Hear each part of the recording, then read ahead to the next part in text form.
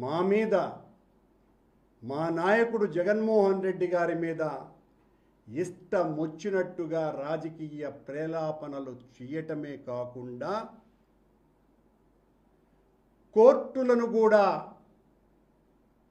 సూచిస్తున్నట్టుగా supreme court ధర్మాసనానికి హెచ్చరికల రూపంలో ఆయన మాటలు జారీ చేసినారు. సనాతన ధర్మం ఈయన వలనే కాపాడబడుతున్నట్టుగా,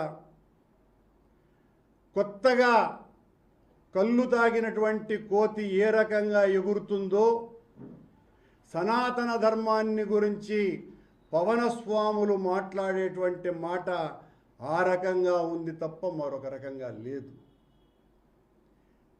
నీ జీవిత కాలంలో ఏనాడు ధర్మాన్ని గురించి, హైందవాన్ని గురించి, సనాతనాన్ని గురించి